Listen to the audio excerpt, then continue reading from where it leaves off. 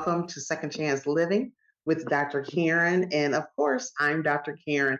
Thank you so much for being a part of what we're doing here. And what you all may know or not know is this show, Second Chance Living, is basically surrounding around opportunities to help people move forward in life, help them know that they can be inspired and motivated to do more in life and continue to move no matter what has happened. And it's my goal to bring in guests for this mission and this ministry to help people understand that. So, one thing we're going to talk about today, I have a wonderful guest, and we're going to talk today about how you can move forward in your life after trauma, after disappointments, after things seem like it's just time has passed on. We raise our children, we raise grandchildren sometimes, or we have children around us, and then we come back to what we thought we could have did and feel like it's too late. And it's never too late. As long as you're breathing, it's never too late. My personal mantra is every day you live is a second chance at life. So that is what we're talking about today. I want to introduce to you a wonderful friend and sister to me who has overcome so many challenges and the things that we feel sometimes we can't move forward from. And she's going to talk about a vision that just was opened up to her at a later time in her life. And I'd like to introduce to you, introduce to you Mary. I'm going to call her Mary C. Good morning. Good morning, Mary. Good morning, Dr. Karen, and thanks so much for having me today. Yes, ma'am. Thank you so much for coming. We've tried to have you on a while, and of course, your schedule has been busy. I've been busy. Things happen, stuff happens, But again, it's about living in your second chance. Thank you so much for coming. So, Mary, what I want to do first, if you don't mind, is I want to dive into the things that you have overcome specifically from your past. Because, of course, I am a person that is a coach for healing and a coach for moving forward. So, if you don't mind, would you share with our audience first what you had to overcome at a younger age with your children, and then we'll go to where you are now? Thank you. I'm definitely happy to share with that in hopes that hearing my story might help others. Mm-hmm. I was married at age 23, and I sincerely thought that I was being married for life. That's what I was doing. Mm-hmm. Mm-hmm. But sometimes things happen in life that you don't plan. And when I was 37 with 3 children, ages 6, 7, and 12, I unexpectedly went through a very, very difficult divorce. I had to go back to school because I knew I would never get anywhere in the workplace if I didn't have a bachelor's degree. So I was working full time during the day and going to school at night. And it was just terrible. Never thought I was going to get out. And not only that, at one point, I thought we were going to lose our home. Okay. Okay. It was truly the most difficult time of my life. Okay. So now go ahead. Let's. Oh, no. And that's good. And I just want to ask you a question. You thought you were going to lose your house. You know you had to have more income and go back to school. And so you went back to school with your children, correct? You had children already to go back to school. May I ask personally, if I can, in your divorce, was it from, I know divorces happen for different reasons, but the trauma behind it, were you mentally, verbally, physically abused? Was it? Yes, I was. Yes, Okay. I was. Okay. So you were able to move past that. And Yes. so what guided you to think, let me go out here and get a degree and work on my new area of life? What was your driving force? I had to provide for my children. Very good. Yes. Yes. There, there was no thinking twice about it. It was, I had 3 children. They weren't, Mhm. like I said, when we separated, they were 6, 7, and 12. I Wow. Yeah. had to do something to ensure that they would be taken care of. Um, Yeah. Yeah. that, and I have to be honest with you, if I didn't have my faith and I didn't have family and friends that were supportive, it would have been even more challenging than it Mhm. was. Mhm. And saying that you had your faith is very important. I didn't know what you were going to say, but I knew your answer, though, for your driving force was going to be your children. A lot of times we want to encourage parents that you have to think beyond yourself when you have a child, children, whatever the case may be. It's not just you. Mm-mm. And we want to be able to encourage people to be able to move forward and understand those spaces. And we're talking, of course, today, you and I as women, but by me working in interventions in the school districts, I had a lot of men who women left, walked out of their life and left them Mm, with children, and they were struggling and trying to find ways to move forward, and we had to teach them and help them understand how to get services. So yeah. that's a very good point. And we want to let anyone watching today know that your children can be your driving force. If you just look at them every day and you love them, they could be your driving force. So that is really good. So where are you now? I know you're remarried. Yes, yes. A lot of things have happened. And Yeah. I feel so blessed. And after going through that trauma, every day is a gift. Mm-hmm. Yes. And I look forward to what's going to happen. Mm-hmm.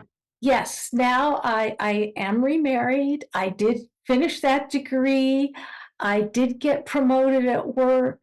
Um, and what is most unusual is that at age 67, I started my own business. Married at Yes, age 67. yes, yes. Okay. All right. Because we say we're still young chicks. I don't know at age 67, but Yeah. really that is absolutely phenomenal. You began your business. Tell us how you started, how you discovered that this was the product, the gift that was inside of you that God gave you. Yes, yes. Um, I worked at a major university and was on a university-wide committee.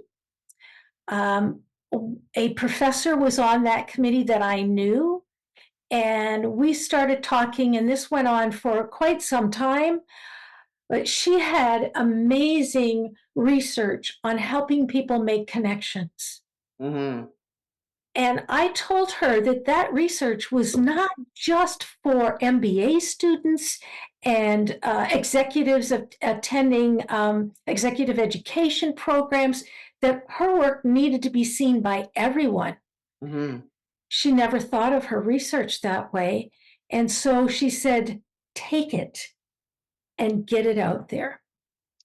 And Wow. so I started doing it just as a gift to Mm-hmm. other people. Mm-hmm. Um, and I've given over 200 presentations. About probably, let me think, maybe about 9 years in, it was suggested that I could make a business out of this. Wow. So Yeah. I started the business. I retired from my university job, um, and started doing it full time. And so that's where I am now. Wow. And the name of your business is? Dynamic Connections LLC. So you kept those connections. Wow. You know, I think about your business and look at different items that you have. Now, I know you have a book. Tell us about your book.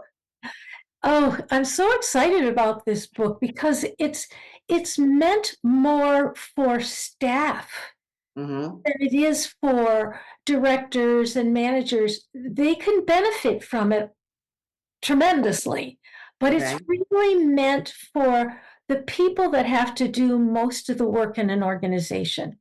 The book Okay. is, the book is called You Can Create Positive Change at Work. Mm-hmm. It is filled with real stories, lots of examples, but it's also backed by research. So Okay. we talk about the benefits of things like um, if you have more gratitude at work, if you have more compassion at work, if you're able to use the strengths God gave you, um, just so many pieces of information, as well as many, in fact, a whole chapter of resources. That is great. That's great. And you know, I always see, like on your website, I see the information about gratitude. And a lot of people go to work every day in a pattern. Let me get up. Okay, I got to be there 7 a.m. I got to be there at 9. I got to be there at 3. Come home. Becomes a part of a routine. And many people work, I've had it too. I worked in corporate America, and being able to find different ways as a manager was really important to me to help with the team that I had around me. And a lot of people don't focus on the team. The team is very important. And if they're not feeling that they are valuable, if they're not feeling that they are actually a part of the bigger picture, then it's very hard for them to be happy. But what I love about something I saw you had was about gratitude. What are you saying to the members of these teams about how to be grateful? And what are they being grateful for? Are they grateful for a job? Are they grateful for what are you teaching them? Well, I want them to know first thing, Mm-hmm. what are the benefits of gratitude? Because most people have no idea how it affects your physical health, your mental health, your relationships, your connections, even with God. That when you are grateful, all of those things are in a much better pattern. Your Mm-hmm. heart rhythms, there's research on your heart rhythms that show that your heart is much more even spaced in terms of its operation, even compared to um, relaxation. When Okay. you're grateful, your heart is in a more even pattern than even when you're relaxed. It's, Okay.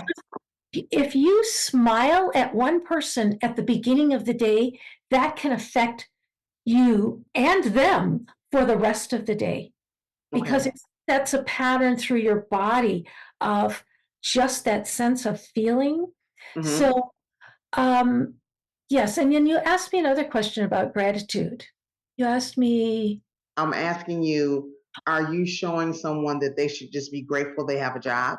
right. Okay. So, one of my most favorite things to talk to people about is I love writing in a gratitude journal. But a lot of people don't have time, or they think they Mm-hmm. don't have time. So I Mm-hmm. tell them that this wonderful exercise by Professor Marty Seligman tells you that when you go to bed and you put your head on the pillow, think about 3 good things that happened that day. Now, we're not talking necessarily that you got a promotion Mm-hmm. or you won the lottery. That's not what we're talking about. Mm-hmm. We're Right. talking about things like one day, it was a cold day in January. I was driving home from work and I hit 4 green lights in a row. Now, why was that important to me? I was excited to get home because my husband was making homemade chicken soup. Mm-hmm. Mm-hmm. So, when you're thinking about these 3 things, you want to think about what happened, why it's important to you to be grateful, and how you felt. And Yes. when you do that for 7 days in a row, you will have increased happiness in your life for at least 6 months. Wow, that's great.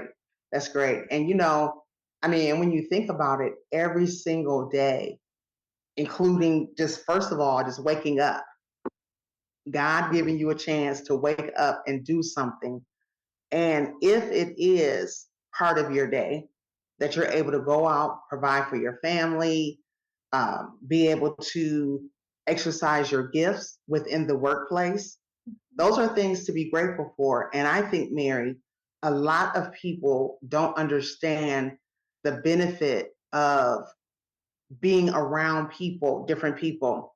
Like you said, if you smile in the morning, if you go in, you make it a habit, good morning cheerfully. If you really are not feeling well that morning, good morning, Bob. Hey, you gotta keep me in your prayer today because I had a bad weekend. And then it opens up a conversation, you laugh about it, you go through it.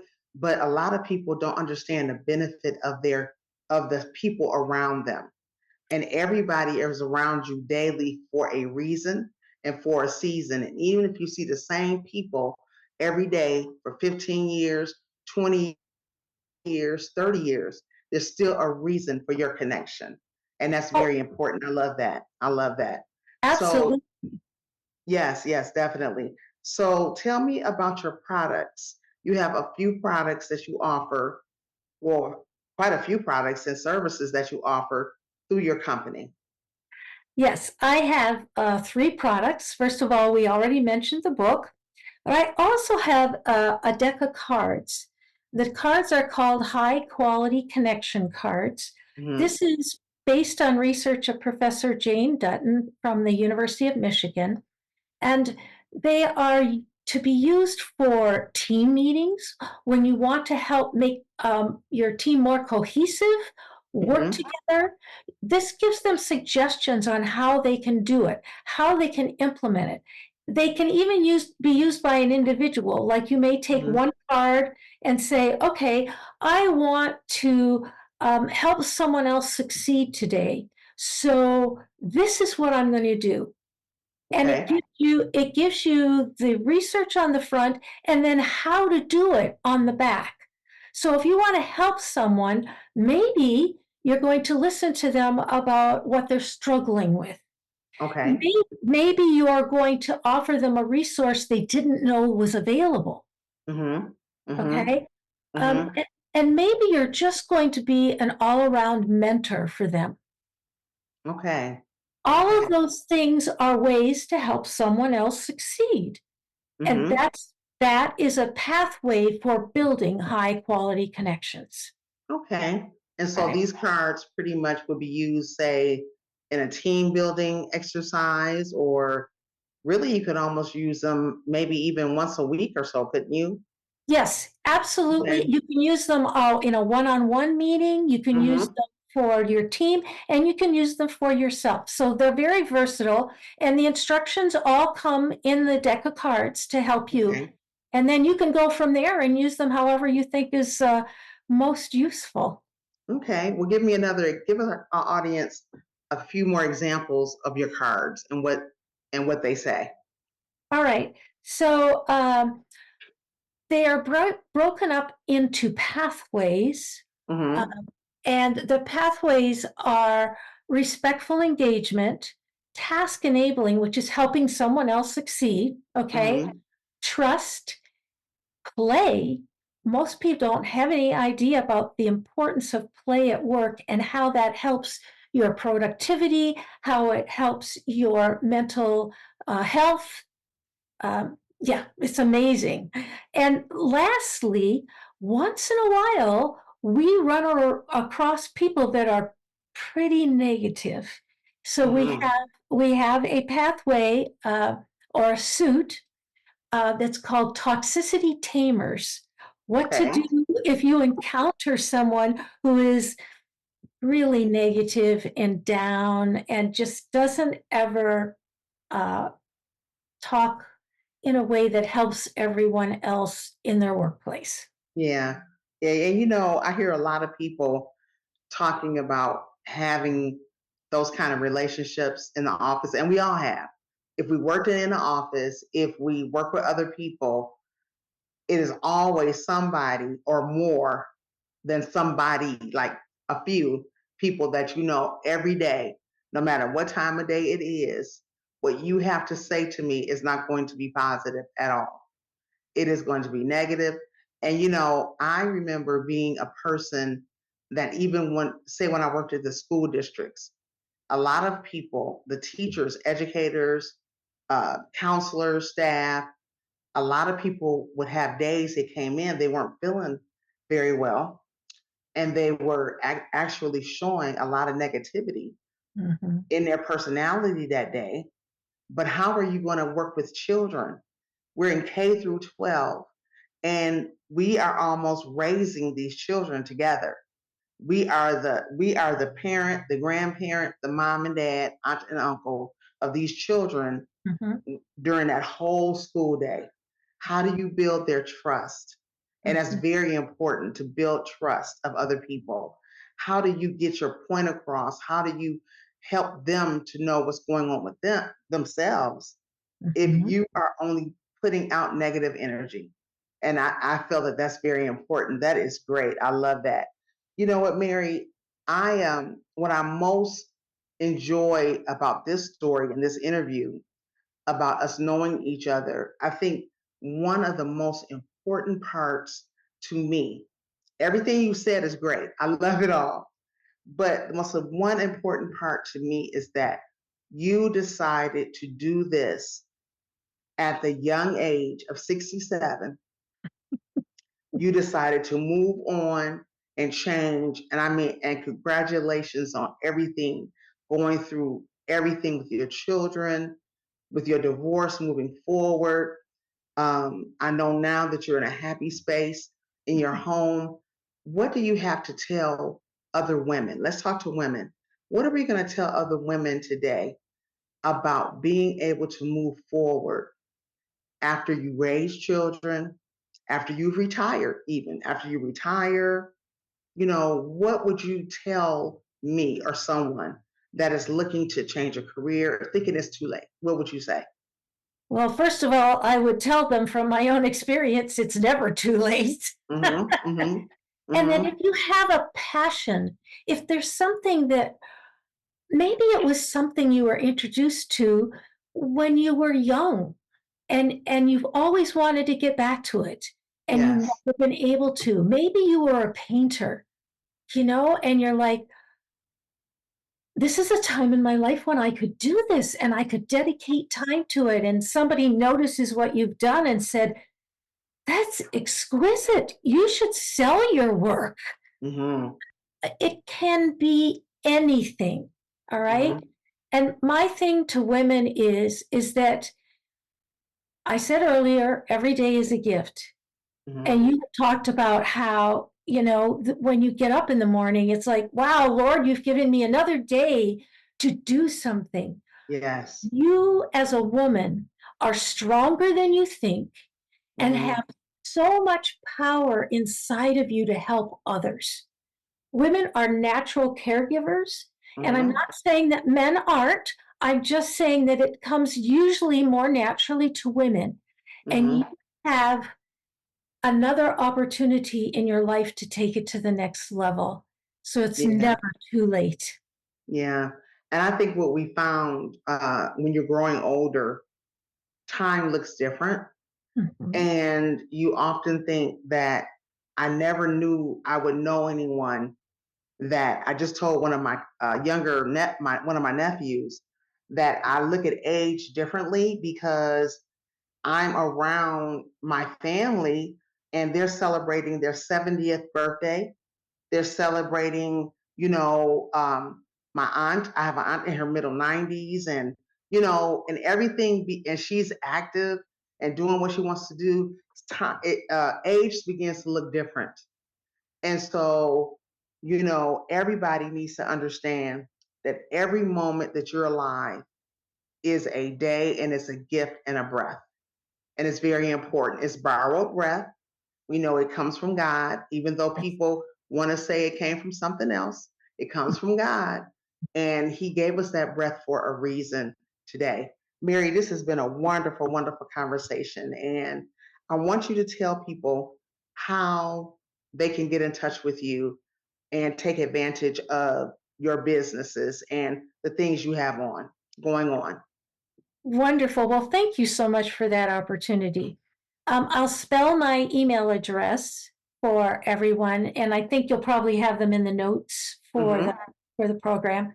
Mm-hmm. It's Mary, Mary, dot, and my last name is Italian and doesn't look at all like it's pronounced. It's Cecanese, but I will spell that for you. It's Ceccane,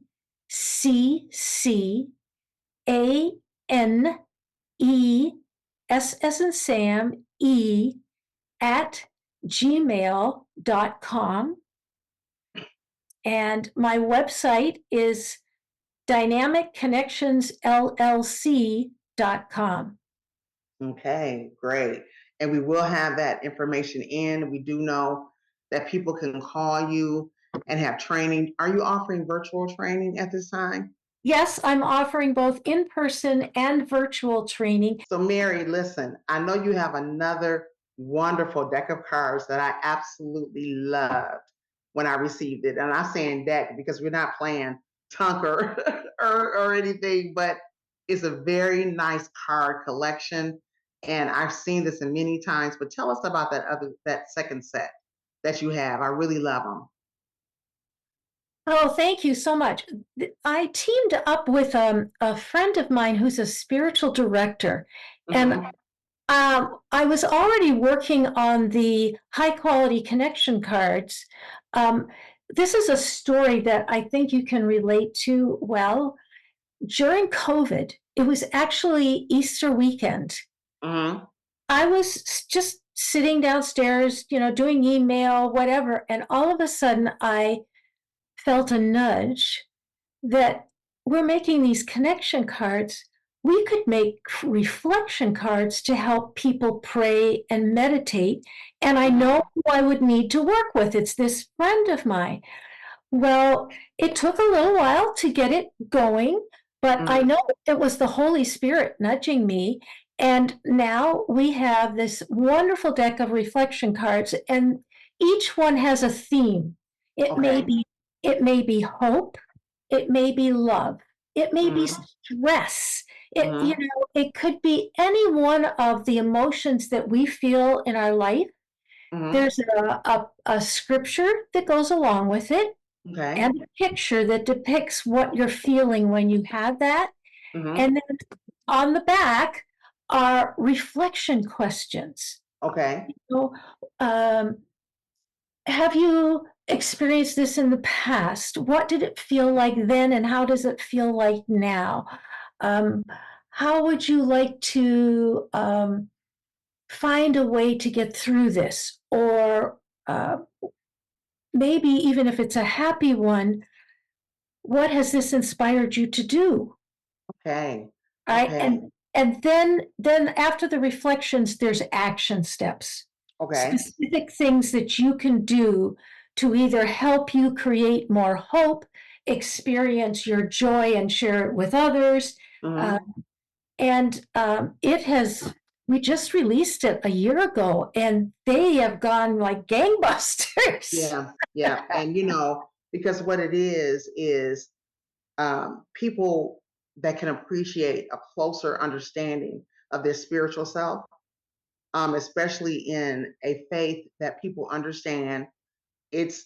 I'm not saying anything against any other faith, but when you're offering things that God has given, Mhm, it begins to speak to your purpose, to your soul, to your being. As so many people have experienced mental health challenges during the time that God spoke to you to do this. mhm. People were experiencing horrible mental breakdowns and everything from what we went through. Well, you Yes. know what, young lady, we have run out of time. It has been so wonderful having you here. In a few words, tell our audience how they can live in their second chance. Oh my gosh. Just get up each day and decide that it's a gift, no matter Mm-hmm. how you feel, because sometimes we have achy joints and bones and stuff, but it Mm-hmm. is a chance for you to have impact and Mm-hmm. maybe even help someone else who needs a lift. That's wonderful. And my mantra is every day you live is a second chance at life. So it goes along with that. And have to be able to use every moment and make it matter. Well, thank you, Mary, so much for being a part of Second Chance Living with Dr. Karen. It was so wonderful to have you. And to the viewers, thank you for looking at us, being a part of us. Be sure to share the video with someone else. And I want you to remember that every day you live is a second chance. At life, make every moment matter. Thank you again. I'm Dr. Karen.